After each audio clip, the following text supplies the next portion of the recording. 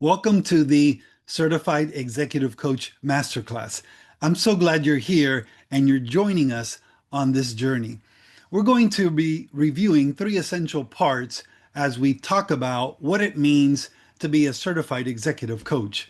The opportunity is the first one. The second part is transformation. And then number three is ownership. Opportunity, transformation, and ownership. So let's get started. The opportunity to thrive as a leader, become a certified executive coach. Why top leaders are becoming certified executive coaches. One of the things that we want to consider is why is it that so many leaders are taking a step to not only improve their skills, not only to thrive in their business or in their careers, but becoming certified executive coaches. What's the reason behind it? Have you ever felt stuck? Look at this guy. Have you ever felt stuck in a tough place? I know I have, and I know many others have as well. When you feel stuck, it's one thing. When you are stuck, it's totally different. I live in South Florida, in Miramar, Florida, and we don't have snow to worry about, but we do have hurricanes and incredible storms that come through here, and of course, the great humidity and the heat. But I've never been stuck in the snow. But one of the things that we find is that many leaders are stuck. They're stuck in their careers, they're stuck in their leadership development, and they know they're stuck. They feel uneasy about it, but they need to do something to grow and develop themselves, not necessarily watch another 200 webinars or read another book or listen to an audiobook. They need to do something different.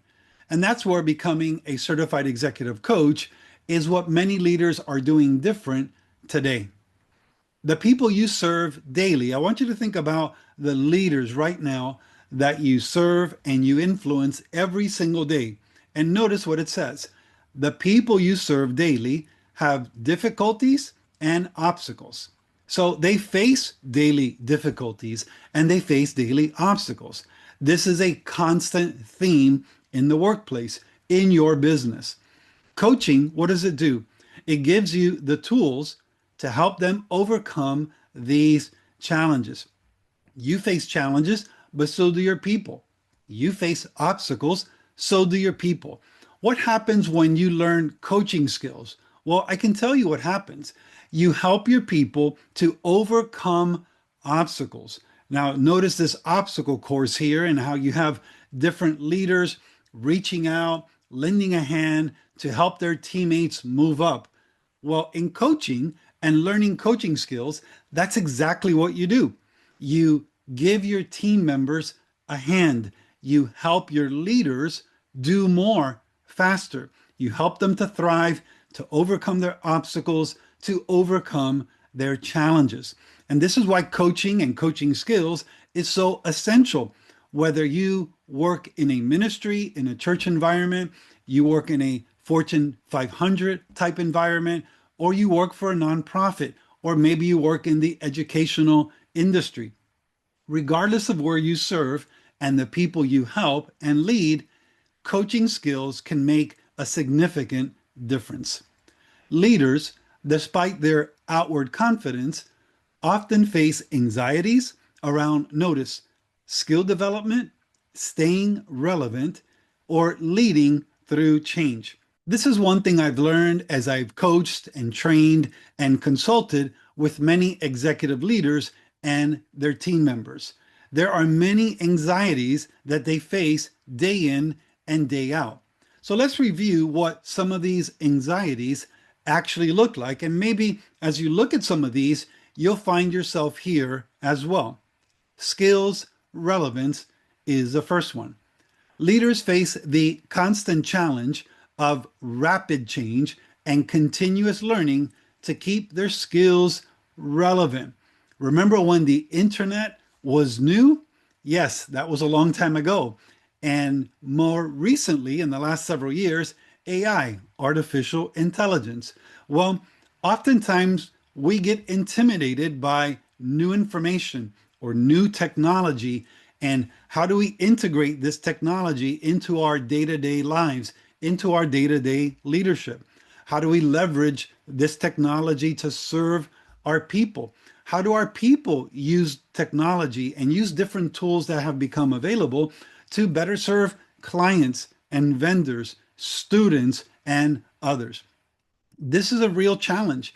And many times, leaders like yourself and me and others, we face these anxieties because we don't know enough or we feel we're falling behind and we need to catch up. Leaders, some of your leaders, face these same challenges today. Here's the second one: loss of credibility. It reads, leaders fear appearing incompetent, unprepared for the unknown, or having their leadership questioned while learning new skills. Have you ever had your leadership questioned because you're learning new skills, or you're going to a seminar, you're attending a conference? Well, to me personally, that doesn't make a whole lot of sense, because if people see you growing and investing in your leadership growth, they should understand that it's going to benefit them as well. But there are anxieties, and sometimes people lose credibility when they start training programs or return back to school. I'm not sure why, but it's a present reality today. But as a leader, you put that to the side. You're not worried about what people are thinking. You're not worried about what they believe about your competency or lack of competency. You know, you have to get better. You have to continue to grow. The next one is failure to improve. It reads as follows: leaders fear a lack of major improvement in their planned outcomes, despite their investment in training or their best efforts. One of the things that happens to us as leaders is we start questioning, is this training worth it? Is this certification worth it? Is going back to school worth it? We ask ourselves, am I really going to get the best out of this investment of time and energy and money? Well, we don't know unless we start. The next one is time commitment. Leaders often worry, it says, that dedicating time to leadership development will detract them from current responsibilities. Nothing can be further from the truth. You need to invest in yourself. You need to grow as a leader. And of course, it's going to take a commitment of time. Of course, you're going to have to adjust your schedule. But isn't that what leadership is really all about? Making major adjustments, making changes, adapting to what's coming up, preparing for the future. Those are some of the anxieties that leaders face. And here's the last one: missed opportunities. Leaders face internal tension as they consider new opportunities in their careers and the skills required to capture them. There are opportunities for you in the future. The question is, are you going to be ready to capture those opportunities? Are you preparing yourself today, like I told someone yesterday who was sitting in my office? Are you preparing yourself today for what is in store tomorrow? Life is about preparation, and we as leaders, we understand that. What happens, however, when you, as the leader, hit the ceiling? Key word: hit the ceiling on your ability to do the following: lead effectively, serve others, develop more leaders, or learn new leadership skills. What happens when it's you, when it's me? We hit the leadership ceiling, we're not growing, others can see that we're not growing. So what exactly happens? Let me suggest to you 4 different points. Number 1, effectiveness decreases. The moment you stop growing, your leadership is negatively impacted. Moreover, your effectiveness will decrease.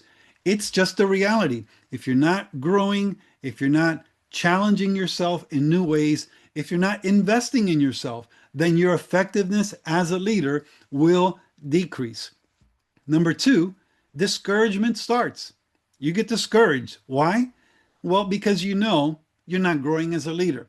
You know there's information that you're not capturing. You're not learning new things. You're not challenging yourself. And it gets discouraging because you look at your schedule, you look at all your priorities, and it is really a difficult thing to embrace.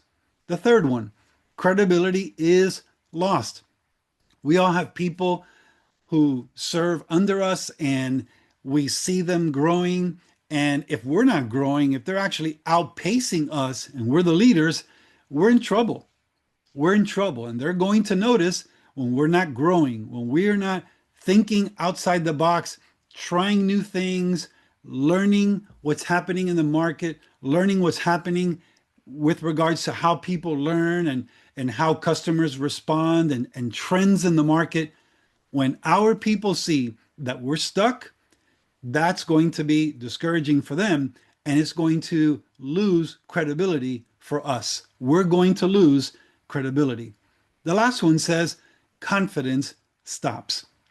I'm not talking about this haughty confidence. No, I'm talking about a humble confidence that knows what you're capable of, what you can do now, and what you can do in the future. When you and I stop growing in our leadership, guess what happens? Our confidence diminishes because now we start second guessing ourselves, and that hurts us as leaders.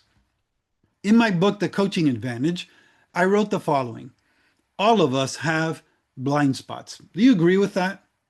All of us have blind spots. We all have areas in our lives that are not performing at 100% capacity every day. And that's a reality. None of us, and I definitely include myself in that, none of us are performing at 100% every day, or as others say, we're not running on all 8 cylinders all the time. As we learn new coaching skills, as we learn how to identify things in others better, faster, it can really make a difference. And as we begin to learn coaching skills and apply these things in our own lives, then some of the things that we did not see before, we will start seeing them now. And by extension, as we learn coaching skills, the people you train, the people you lead every single day, you will begin to notice things in them that you did not notice before. But here's even what's more powerful. As you coach your leaders, as you coach other executives, other team members, other employees, they will realize for themselves what's getting in the way. They will see the blind spots because you will walk with them to show them what they are. Here in the book, on the bottom, the theme of the book is move forward, lead confidently, and accelerate performance. I don't know of a leader who does not want to do each of those 3 important themes. What about you? Well, the first step is to identify your own blind spots and then learn the skills to identify these blind spots in others. One of the most significant obstacles I've seen leaders struggle with is the fear of leadership stagnation. And I talk to different leaders. Some are much older than I am. Some are my age. Some of them are younger. But there is this quiet fear, this wave of fear. And the fear is, I don't want to be stuck as a leader.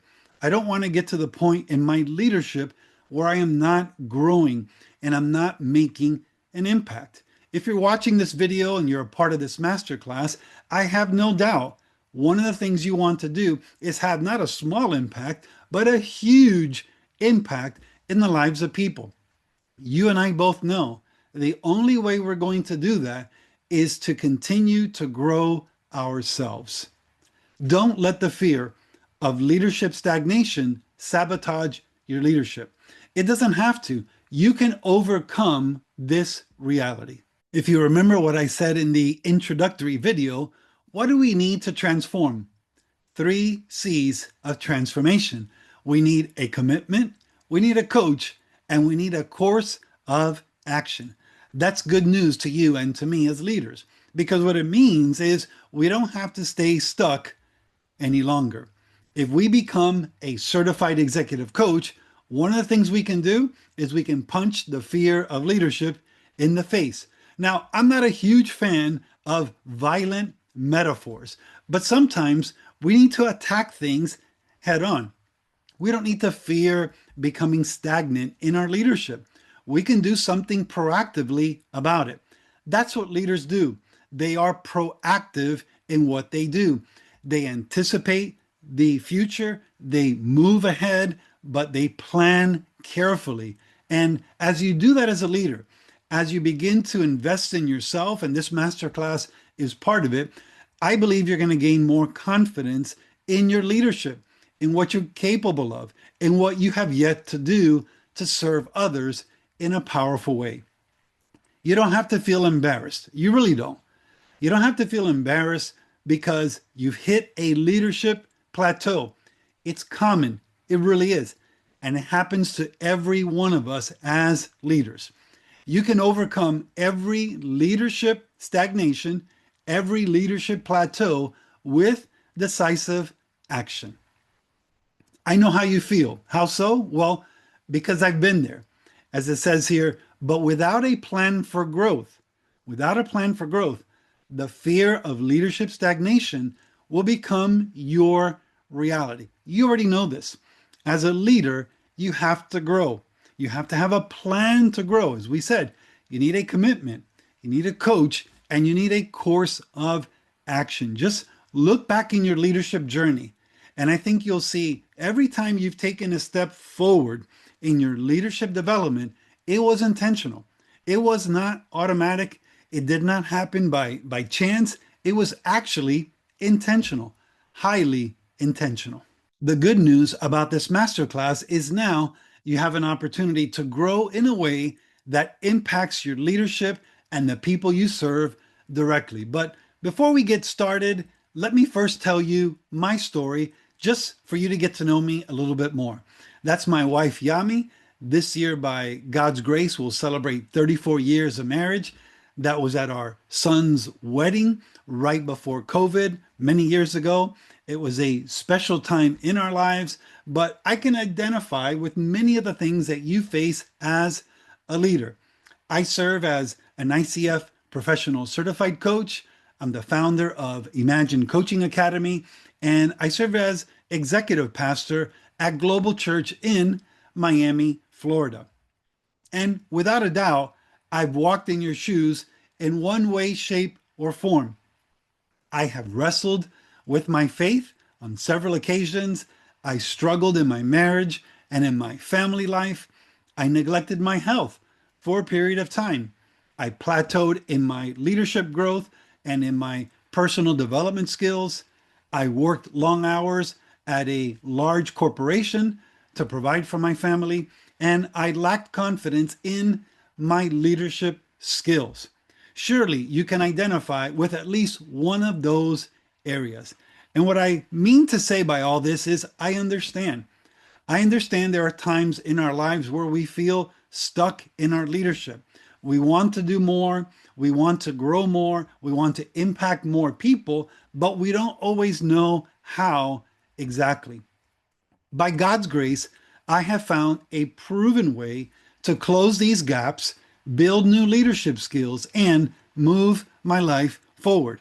And that's what I'm here to help you do as well. And as I said before, I call it the 3 C's of transformation. You make a commitment, you hire a coach, and then what do? You begin a course of action. So for you, you've already made the commitment, you've already established a coach. That's me for this masterclass journey. And now you're ready to move forward with a course of action. A little bit more about me before we continue.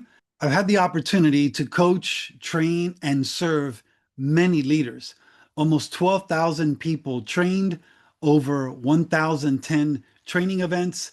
I've had the privilege, as I've said before, to be married to my wife Yami for over 33 years.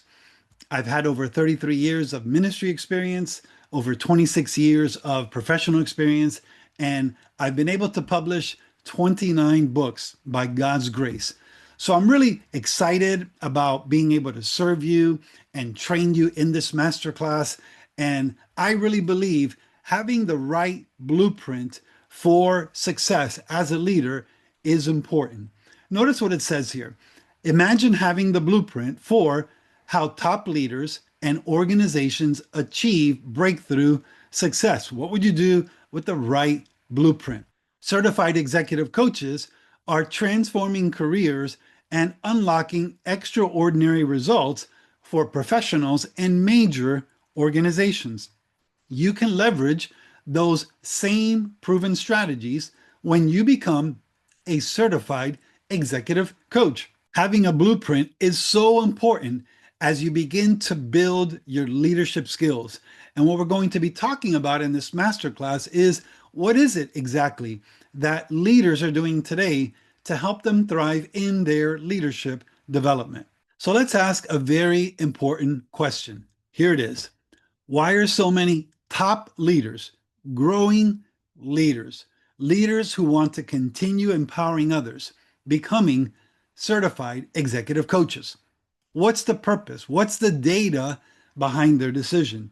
Well, let's get into this in just a minute. Top executives are becoming certified executive coaches because coaching delivers, here it is, exponential results.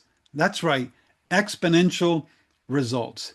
People are becoming coaches, leaders are becoming coaches because of the results that coaching produces. And we're going to get into this in just a minute, but this is the heart, or this is at the heart of what the masterclass is all about. The reason people are becoming certified executive coaches and certified professional coaches and life coaches and marriage coaches is simply because coaching produces extraordinary results and people want to see more results.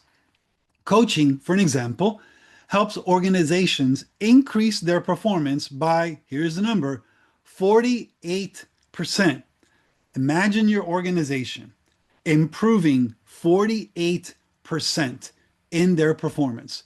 This is huge. This is not a 0.005%. This is not a 1% or 5%, but 48% according to the International Coaching Federation.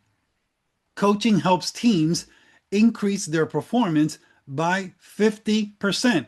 If you lead a group of people, if you have a team, if you have a group of leaders, what will it do for your team if they increase their performance by 50%? What would it do to their morale? What would it do to your productivity as a business, as an organization? What would it do for the customers and the clients in which you serve? This is why so many top executives, this is why so many growing leaders are deciding to become certified executive coaches. The reason is very simple. If you can help impact a team by 50%, if they can do 50% more because you come alongside and walk with them and help them to grow, who won't hire you to do that? Who won't hire you to come and help their team increase by 15% or 20%?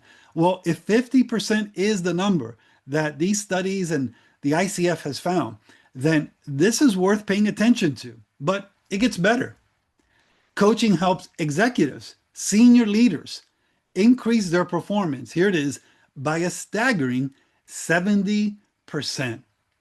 Let's just pause for a minute and reflect on that number. Once again, we have the ICF as a source for this data. 70%. What would happen if you, as a senior leader, or the senior leaders in your business or your organization increase their performance by 70%, 70. The results would be staggering, as it says here below. The Journal of Psychological Issues in Organizational Culture. Notice what they found. The metrics explored the effects of executive coaching on leadership transformation. And what did they find exactly? Here's the ROI. Demonstrated a strong correlation between coaching and improved leadership effectiveness, according to LinkedIn.